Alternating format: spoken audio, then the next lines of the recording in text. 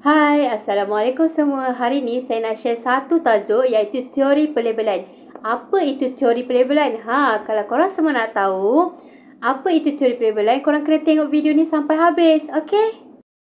Seperti yang dipetik dalam buku kawalan masalah sosial melalui kearifan tempatan 2015 oleh Mas Rizal, Edwin McLemake mendefinisikan teori pelabelan sebagai teori tentang seseorang yang menyimpang kerana proses pelabelan oleh masyarakat.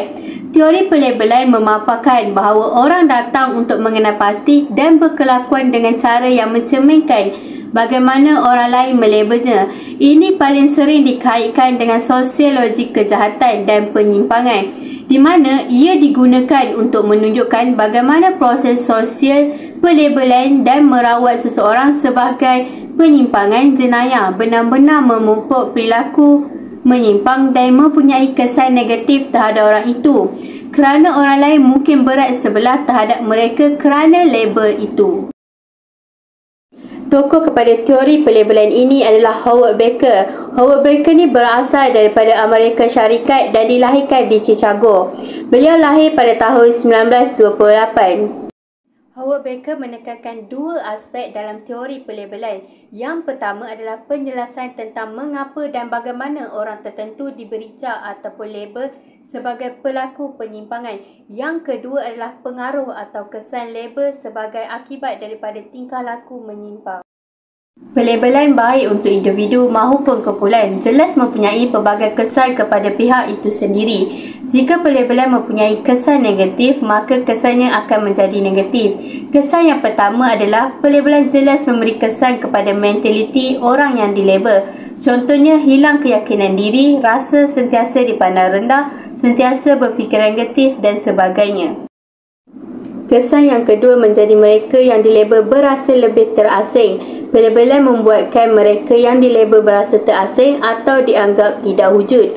Ini boleh berlaku kerana hal tersebut akan menghadkan interaksi ataupun perhubungan sosial antara mereka yang dilabel dengan masyarakat sekeliling.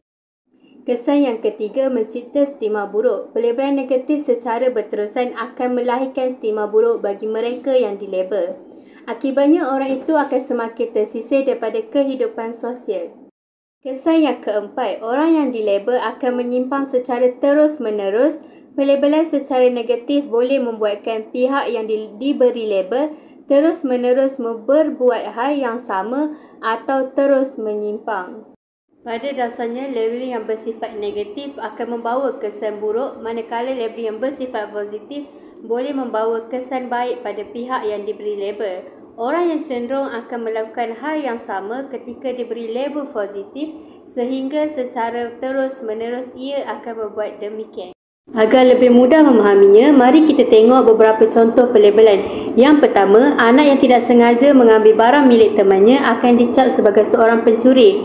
Yang kedua, remaja yang sekali-sekala melanggar peraturan akan terus diberi label sebagai anak yang nakal. Yang ketiga, mahasiswa yang rajin mengerjakan tugas dilabel sebagai anak yang rajin. Yang keempat, seorang pekerja selalu menyelesaikan pekerjaannya mengikut waktu yang diberikan sehingga ia dilabelkan seorang pekerja yang terbaik. Itu saja yang dapat saya kongsikan dalam video pada hari ini. Sekian, terima kasih.